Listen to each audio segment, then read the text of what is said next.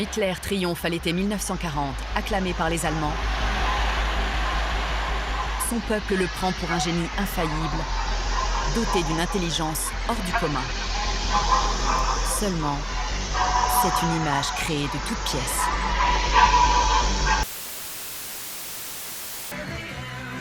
L'aéroport de Londres se transforme périodiquement en terrain de sport, du moins chaque fois qu'une arrivée des Beatles est annoncée.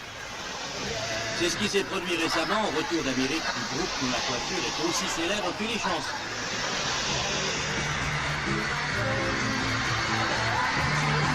C'est à n'y pas croire et c'est pourtant vrai, vous ne rêvez pas.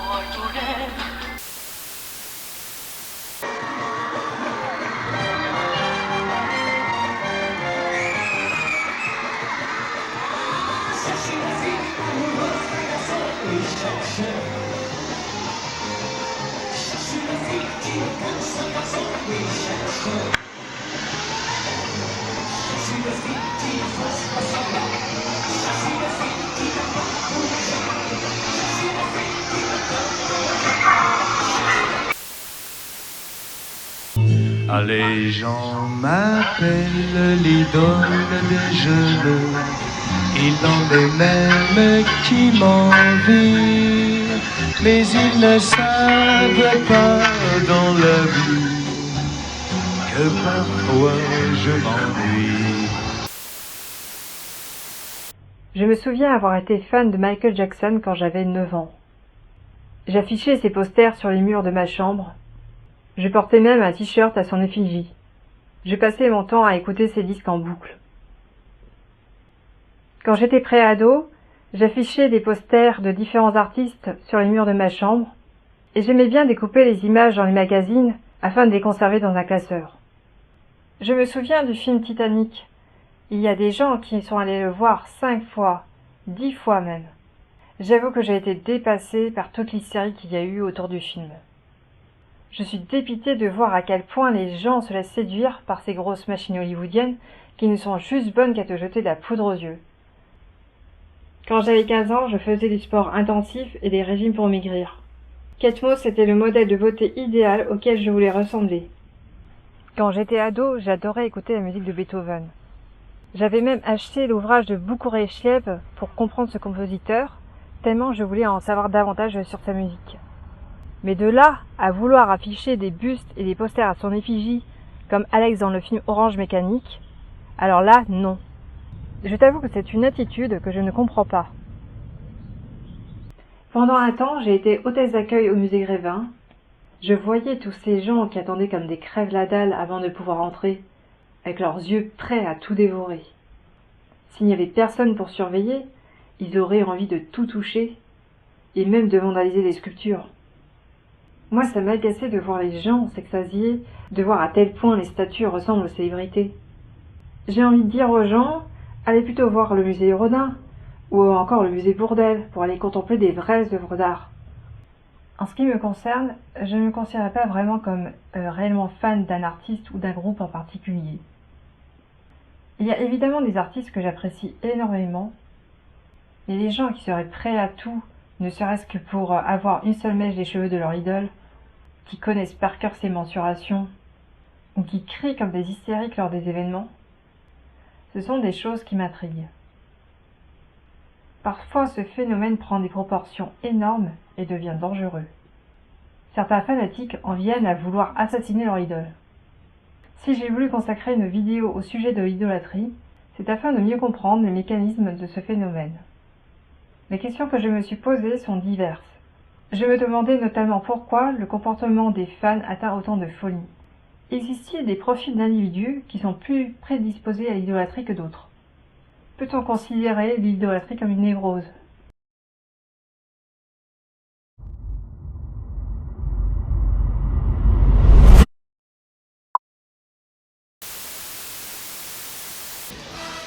Je veux dire, ici, chez moi, on boit de Johnny, on mange de Johnny, on vit de Johnny, quoi.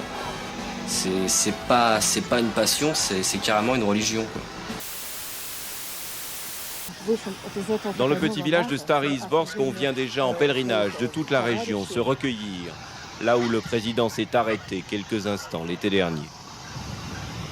Clou de la visite, avoir le droit d'embrasser l'arbre contre lequel se serait appuyé Vladimir Poutine pour méditer. On ne vante encore ni image pieuse ni eau bénite, mais à Stary Zborsk, on revendique déjà le titre de premier lieu saint du poutinisme. Le phénomène de l'idolâtrie existe surtout dans les domaines de la musique, du sport, de la mode, du cinéma et de la politique. C'est d'ailleurs pour cette raison que les talibans voulaient interdire la musique et le cinéma en Afghanistan avant de s'en servir à des fins de propagande. Le football peut engendrer des comportements fanatiques en générant des conflits et des bagarres entre des supporters d'équipes adverses.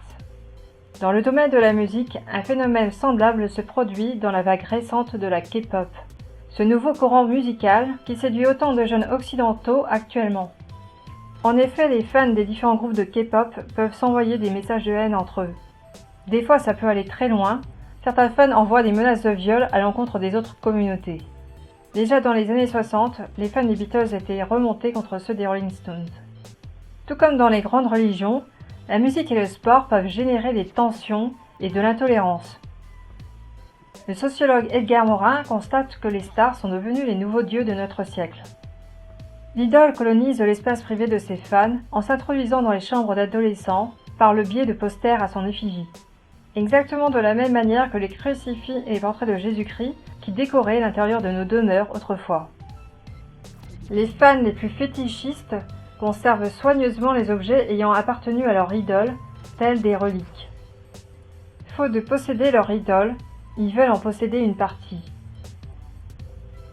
L'idolâtrie est une relation faussée à la divinité, dans laquelle le culte de son image et les objets fétichisés se substituent au culte de la divinité même.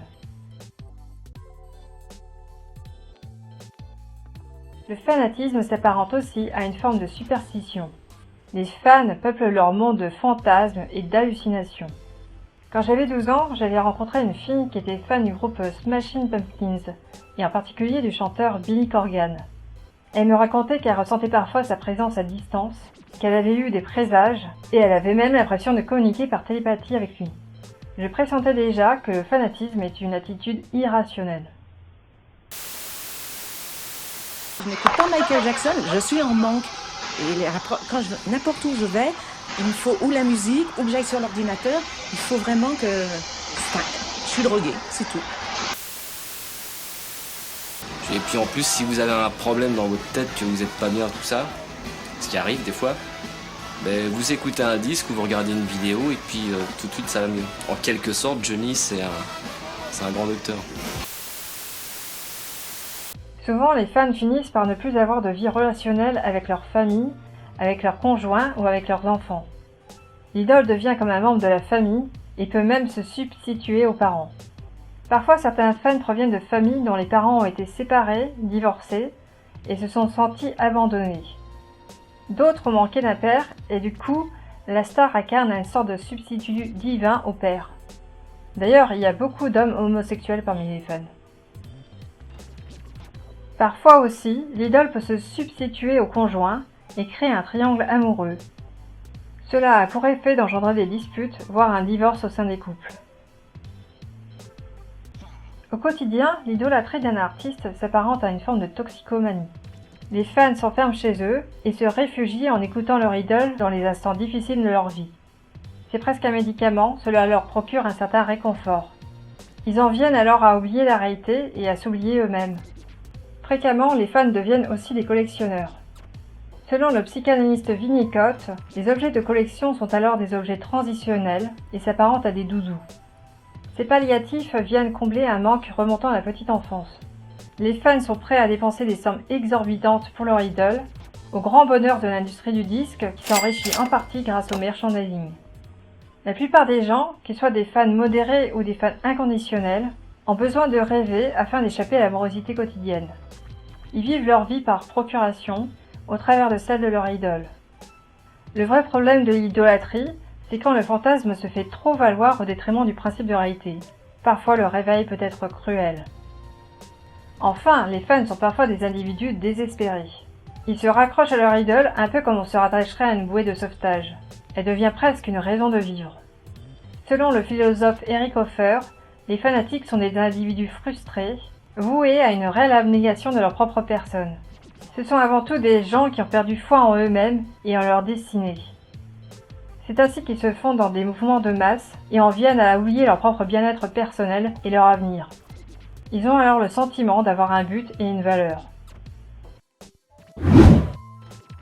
D'une manière générale, les fans peuvent avoir des profils très diversifiés. Néanmoins, il existe une catégorie particulière que l'on appelle les stans. Ce mot vient en fait de la chanson Stan du rappeur Eminem en duo avec la chanteuse Dido, et désigne un fan extrême et obsessionnel d'une célébrité. Mais qu'est-ce que tu crois qu'elle va t'ouvrir sa porte et t'inviter à prendre le thé? Mais ils sont bien trop occupés ces gens-là, ils fréquentent pas n'importe qui. Et d'ailleurs, avant de la trouver, sa porte, Elle est bienvenue jusqu'à chez nous dans ton trou pourri avec tous ces débiles. De toute façon, je suis pas n'importe qui, elle me connaît. ah ça pour te connaître, elle en a rien à fiche de toi. Elle voulait même pas la faire cette émission. La télé a dû lui payer un gros paquet pour qu'elle accepte. Et une fois là, elle a fait la comédie. Elle faisait la gentille, elle faisait semblant. Elle était là pour faire sa pub et c'est tout. Tu dis n'importe quoi, tout ce que tu dis, tu l'inventes parce que t'es jaloux, c'est parce que tu n'aimes pas. L'érotomanie, c'est le nom d'un trouble psychiatrique qui semble caractériser un bon nombre de fans extrêmes. Cette pathologie s'appuie sur la croyance délirante du fan d'être aimé de son idole. Il en fait une idée fixe et cette obsession n'est jamais remise en cause à aucun moment. Son comportement devient même paranoïaque. Son sentiment d'orgueil est exacerbé, il croit avoir entièrement raison. Il nourrit une méfiance anormale à l'égard de son entourage et il est en proie à un délire d'interprétation. Il ne parvient plus à faire de différence entre lui et son idole, si bien que quand on critique son idole, il se sent personnellement visé. Bien que l'érotomane soit convaincu que la star l'aime intensément, il craint de s'investir ou a peur d'aller au bout de cette relation avec tout ce que cela implique. En effet, il n'a pas intérêt à profaner son idole, car celle-ci appartient uniquement au domaine du fantasme. Le fait de s'en rapprocher peut créer une immense désillusion.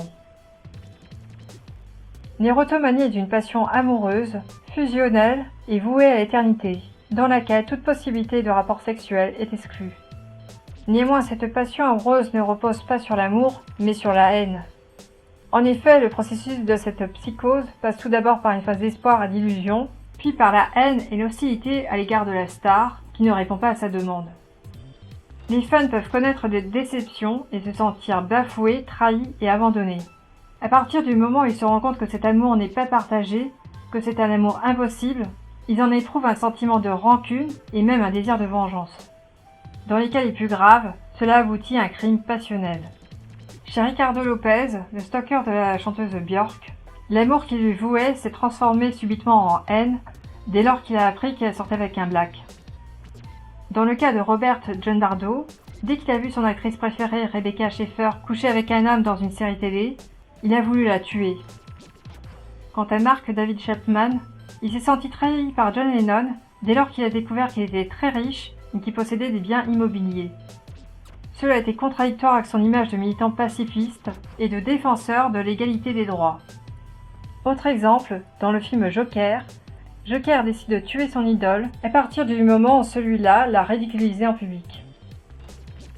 Évidemment, les fans qui passent à l'acte, ça ne reste qu'une minorité. Qu'est-ce qui s'est passé hier soir dans la voiture? Jerry t'a dit quelque chose, il t'a parlé de moi? Non, Jerry m'a pas parlé de toi. Nous avons parlé de moi, si tu veux le savoir, voilà. Tu me feras pas croire qu'il t'a pas parlé de moi. Si, je te dis qu'il m'a pas parlé de toi. Pourquoi tu veux qu'il me parle de toi? Parce que tu as fait hier soir dans sa voiture? J'arrive même pas à le croire.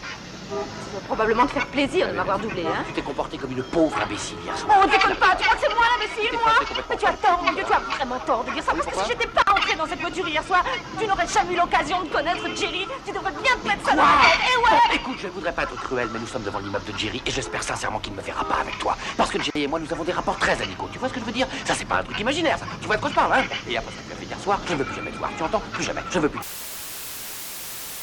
Parfois aussi, l'érotomane peut projeter sa colère contre un autre fan, qu'il suppose être le rival préféré, et être un obstacle à ses projets. À travers les différents témoignages de fans, j'ai remarqué qu'il peut exister de la jalousie entre eux, notamment entre ceux qui ont eu la chance de passer du temps avec la star et les autres. L'érotomanie peut avoir pour cause un sentiment d'abandon, une carence affective ou encore une blessure narcissique remontant à la petite enfance. Il est fréquent que cette pathologie s'associe à d'autres troubles de la personnalité. Par exemple, Robert John Bardo était schizophrène, idem pour Valérie Solanas, la militante féministe qui a tenté d'assassiner Andy Warhol. Le problème est que l'industrie musicale entretient l'érotomanie à des fins de rentabilité. Ainsi, beaucoup de chanteurs s'adressant à un public d'adolescentes prétendent être célibataires afin d'entretenir l'espoir et les fantasmes chez les fans. De même, George Michael a mis du temps à avouer son homosexualité car beaucoup de filles fantasmaient sur lui. Le phénomène de l'idolâtrie engendre des comportements de mimétisme chez les fans qui cherchent à ressembler physiquement à leur idole. Selon l'anthropologue René Girard, le problème du mimétisme se pose lorsque l'imitateur cherche à s'approprier complètement l'identité de son modèle. Autrement dit, lorsque le fan veut être son idole, qui devient alors son unique source d'identité. La raison à cela est qu'il n'a pas de personnalité. Il ne sait pas qui il est, ni ce qui le distingue des autres, et est incapable de se définir indépendamment des différentes influences qui s'exercent sur lui. Le fan copie alors les traits distinctifs qui lui plaisent chez les stars et dont il semble tirer leur prestige. Le problème, c'est que l'identité qui se donne est instable, car elle change au gré de ses désirs. Au fur et à mesure que des modèles apparaissent et que d'autres disparaissent, les points d'ancrage de la personnalité du fan sont déportés. C'est aussi ce qui arrive chez les individus qui suivent de trop près les modes vestimentaires et qui sont alors incapables d'adopter un style qui leur soit propre. Certains fans cherchent à se faire passer pour leur idole et cherchent à se substituer à elle. C'est ce qui se produit par exemple dans le film Eve de Joseph Mankiewicz, dans lequel une jeune femme dénommée Eve, fan de Margot Channing, une actrice au sommet de sa gloire mais approchant la quarantaine, côtoie son idole afin de l'étudier et de la recopier, pour enfin décrocher le rôle à sa place et devenir actrice à son tour. Ce film, que je te recommande, est une satire du milieu du spectacle, dans laquelle tout est affaire d'opportunisme, d'arrivisme sans scrupules et de manipulation pour parvenir à ses fins. D'ailleurs, si la protagoniste porte le nom de Ève, ce n'est pas par hasard. Cela fait clairement allusion à la Bible. Quand, dans le chapitre 3 de la Genèse, le serpent a menti à Ève en lui disant « Mais Dieu sait que le jour où vous en mangerez, sous-entendu du fruit de l'arbre de la connaissance du bien et du mal, vos yeux s'ouvriront et vous serez comme des dieux. » Cela induit d'emblée qu'il pourrait exister d'autres dieux que Dieu lui-même. C'est ainsi qu'Adam et Ève sont devenus des idoles en croyant ce que le serpent leur a dit. L'autre exemple qui me vient à l'esprit, c'est celui de Mark David Chapman. Ce fanatique de John Lennon voulait vivre la même vie que John Lennon afin de devenir comme lui. Il a donc fait l'expérience des drogues psychédéliques et a épousé une femme japonaise. Il a fini par avouer dans une interview que s'il a assassiné John Lennon, c'était uniquement pour devenir célèbre. Pauvre John Lennon qui se retrouve réduit à l'état de trophée par un individu sans scrupules qui cherchait uniquement à se faire valoir aux yeux de la société. Il a même avoué qu'il n'avait rien personnellement contre John Lennon, qu'à la rigueur il aurait pu prendre n'importe quelle autre célébrité de l'époque afin de se faire valoir à son détriment. L'idolâtrie, c'est aussi le fait de ne rechercher la célébrité que comme une fin en soi, et non pour être reconnu pour un talent, pour une œuvre artistique ou pour des œuvres utiles pour le bien de l'humanité. Selon l'anthropologue René Girard, c'est à partir du moment où les individus éprouvent les mêmes désirs que des sentiments de rivalité et de jalousie peuvent entraver leurs relations. Autrement dit, c'est la perte de différence entre les individus, le clonage et le mimétisme qui sont porteurs de violences destructrices dans la société. L'autre fait associé à l'idolâtrie, c'est l'adolescence, autrement dit le culte de la jeunesse éternelle. C'est pour cette raison que l'on retrouve des fans âgés comme des mamies qui continuent à s'habiller comme des jeunes adolescentes. Par ailleurs, l'ouvrage L'attrape-cœur de J.D. Salinger, le roman culte des adolescents qui ne veulent pas grandir, a été le livre de chevet de certains fans qui ont assassiné leur idole. On l'a retrouvé dans la chambre d'hôtel de John Warnock Hinckley, le fan transi de Jodie Foster, qui a voulu assassiner le président Ronald Reagan afin d'attirer son attention. Mark David Chapman avait aussi emmené ce livre avec lui lorsqu'il a assassiné John Lennon. Idem pour Robert John Bardo, l'assassin de Rebecca Schaeffer. L'attrape-cœur est un anti-roman d'apprentissage qui raconte l'histoire d'un adolescent en proie au mal-être et qui refuse de devenir adulte. Je n'ai pas lu le bouquin, mais quand j'entends les autres en parler, je comprends que cela puisse te mettre dans une disposition d'esprit qui ne soit pas propice à ton épanouissement personnel. L'idolâtrie est une attitude immature, une sorte de régression infantile. Ce n'est pas un hasard si les fans sont majoritairement des adolescents. C'est une période durant laquelle on se construit et on devient adulte. L'imitation est alors un processus d'apprentissage, et le rapport que l'on a à l'idole est purement narcissique. En fait, je crois qu'il n'y a rien de mal à s'inspirer des autres, à les imiter en partie, cela fait partie du processus de création de soi. Le danger est d'abolir sa propre personnalité et de ne plus pouvoir se regarder tel qu'on est dans le miroir, et de ne plus parvenir à faire de différence entre soi et idole. Par ailleurs, au stade de l'adolescence, on a tous besoin d'un grand frère ou d'une grande sœur qui nous montre le chemin, car c'est à cette période de la vie que l'on fait les choix. T'as réussi, tu fais médecin. De la 6e à la terminale, voici la génération Bruel. Pour ces mômes qui ont peur de l'avenir, peur de la solitude, Bruel c'est un peu d'espoir dans un monde difficile. Il fait passer des messages dans ses chansons, hein. C'est sûr. Hein. Je sais pas, il nous dit faites pas ça, faites pas cette connerie-là, faites ça, écoutez pas ces gens-là. Faites gaffe, quoi. En fait, il nous fait ouvrir un peu les yeux, quoi. Il nous ouvre les yeux, quoi, sur le monde qui nous entoure, surtout. Et on comprend dans ses textes, quoi. Il nous dirige vers les bonnes directions. Le mot star signifie étoile. Autrefois, l'étoile servait de repère pour les gens perdus et errants, notamment les nomades, les navigateurs et les caravaniers. D'un point de vue symbolique, l'étoile est une source de lumière dont le rôle est de guider dans les ténèbres du monde profane. Elle ouvre un chemin vers Dieu, non pas par une impossible figuration, mais par une expérience indicible qui installe des certitudes. On se raccroche à n'importe quelle forme d'idéal. Les uns jardinent, les autres jouent aux cartes, les troisièmes vont au cinéma, les autres peignent, etc. Et puis il y a des filles qui se raccrochent à un symbole quelconque, à un artiste connu. Quelque chose qui brille ou quelque chose qui a l'air d'être toujours heureux, d'être toujours en forme et de refléter, si vous préférez, une forme de bonheur dans la société. Les stars incarnent des idéaux. Ils t'aident à mieux te connaître, te poussent à devenir ce que tu es, à t'accomplir personnellement, à avoir des motivations et à donner un sens à ta vie. Une icône, c'est un symbole, c'est un porte-parole pour une génération. Les stars influencent nos modes de vie et nos mentalités. Ce sont des modèles à suivre pour nous, des personnes porteuses de valeurs et de qualités morales. Ce n'est que dans ce sens que le mimétisme peut s'avérer positif. Et puis dans une société de plus en plus individualiste, il y a aussi le besoin pour l'individu de se sentir appartenir à un groupe et d'être en communion avec les autres. Les mots idole et icône sont couramment employés de manière indifférenciée pour désigner les stars de la chanson et du cinéma, ainsi que les grandes figures politiques. Ces deux mots d'origine religieuse ont pour signification image, mais pourtant ont une signification bien différente. Disons que idole et icône sont les deux revers d'une même médaille, l'idole étant le pendant négatif de l'icône. Par ailleurs, contrairement à ce qu'on dit souvent, un iconoclaste, ce n'est pas un destructeur d'icônes, là est une erreur, mais c'est un destructeur d'idoles. Avant de rentrer plus dans le détail en ce qui concerne la différence entre une idole et une icône, je vais d'abord te rappeler certains faits au sujet des religions. Dans toutes les religions monothéistes révélées, il est interdit de représenter Dieu, et l'adoration des idoles est condamnée.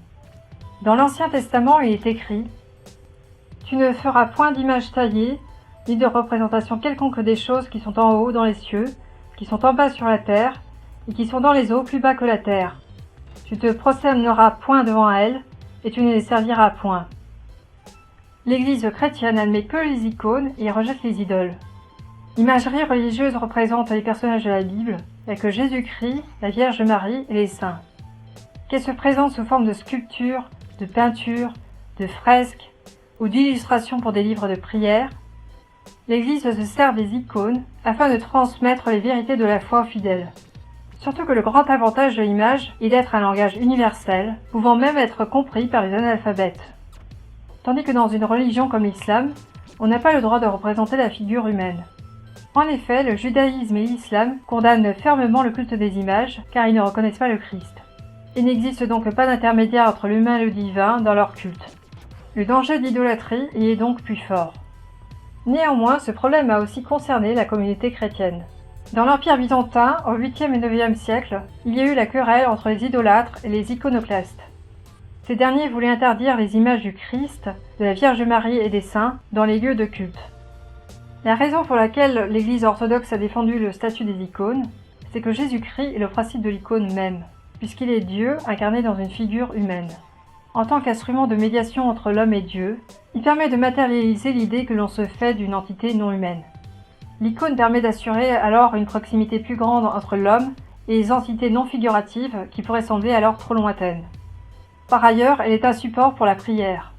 C'est l'une des formes les plus universelles, utilisées pour concentrer la pensée sur une abstraction. Une façon de vénérer l'invisible à travers le visible, et non le visible pour lui-même. Une des différences essentielles entre une idole et une icône consiste avec la relation que l'on a avec chacune d'elles.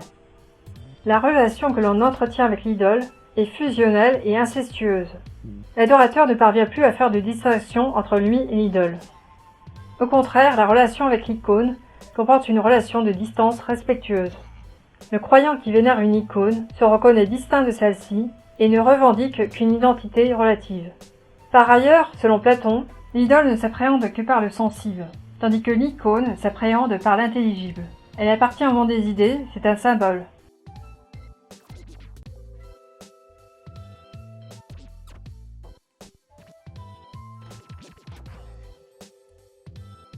De Léonard de Vinci à Marcel Duchamp, en passant par Auguste Rodin, les artistes ont refusé une conception de l'art qui soit uniquement rétinienne, à savoir uniquement jolie et agréable à regarder.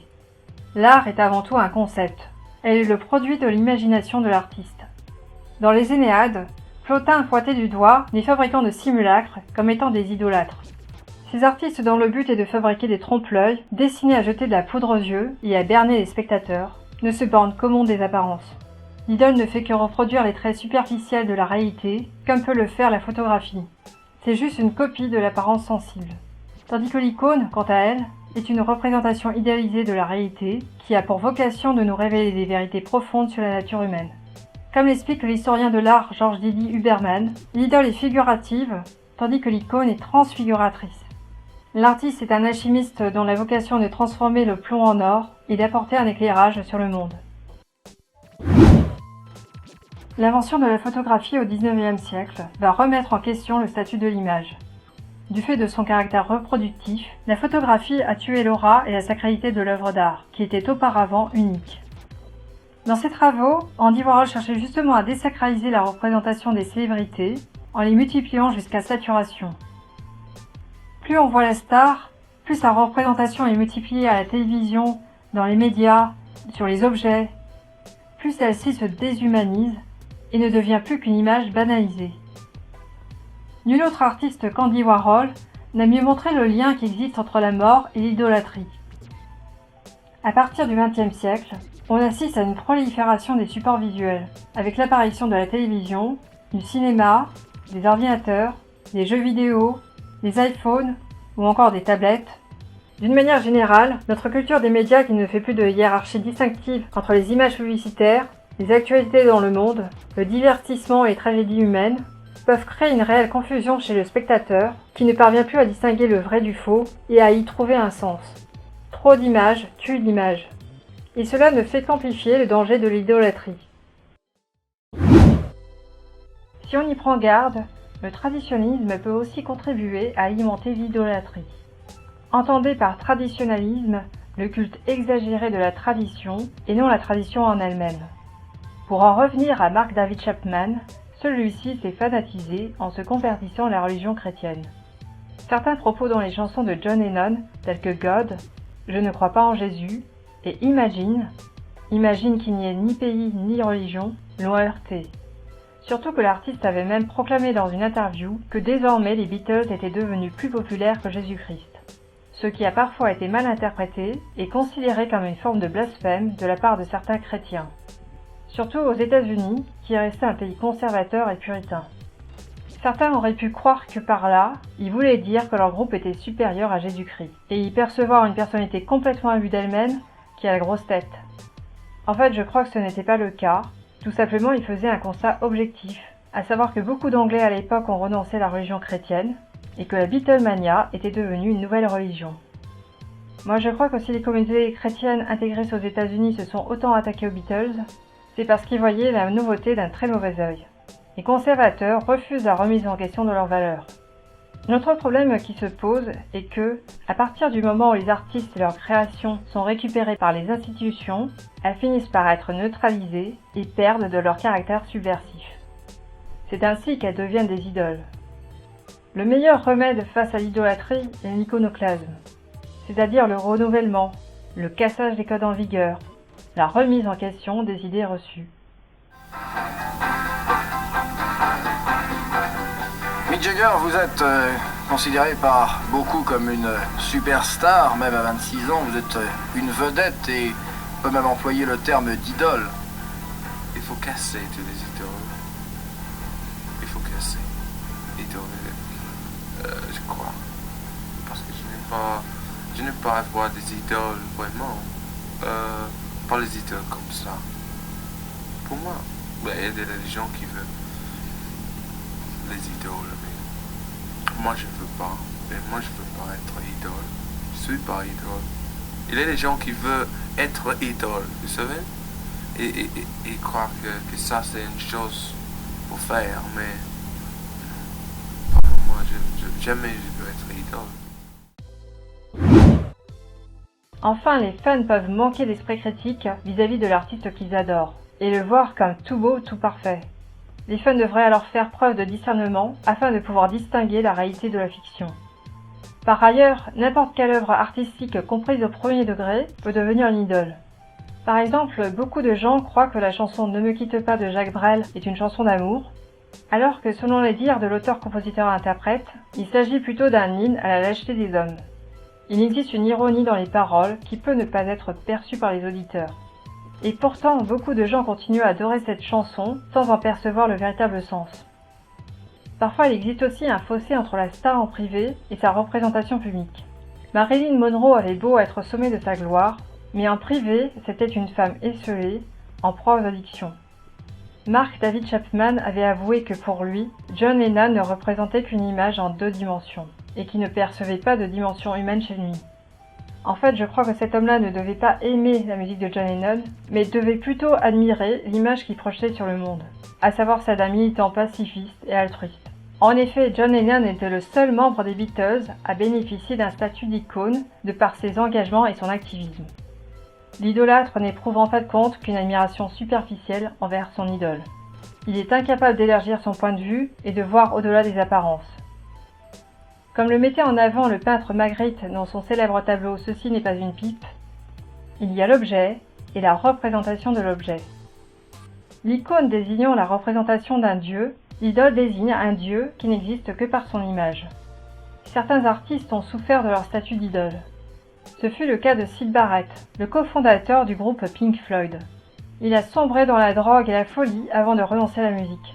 Lors d'un concert à Montréal, Roger Waters, l'autre membre fondateur du groupe Pink Floyd, a craché sur un fan du premier rang qui criait au lieu de l'écouter chanter. Prenant conscience de la gravité de son geste, il décida de créer un mur entre lui et son public. Cet incident a été l'origine de Pink Floyd The Wall, un film nous racontant l'histoire d'une star du rock, Pink, alter ego de Roger Waters. Dès lors que Pink prend conscience que son statut de rockstar contribue à aliéner la société, il choisit de bâtir un mur entre lui et son public. Cet isolement va le mener à la folie. Par ailleurs, dans une scène du film, on voit Pink revêtant des allures de dirigeant fasciste dans un rassemblement nazi. Certaines personnes dans le public revêtant des masques, signifiant par là leur manque de personnalité et leur déshumanisation. Quelques années après, le chanteur Marilyn Manson a repris cette même idée, ce qui a créé un scandale. Dans les 2 cas, ce processus de distanciation vise à provoquer la réflexion du spectateur. Ces 2 rockstars se livrent à une véritable critique du star system et interrogent leur propre influence sur les fans. Et voilà, ma vidéo est terminée. Je te remercie de m'avoir écouté jusqu'au bout. Cette vidéo a été un peu plus longue que d'habitude. J'espère que tu auras appris des choses. Mets-moi un pouce bleu afin de soutenir ma chaîne et abonne-toi afin de ne rien manquer de mes prochaines vidéos. Je te dis à bientôt.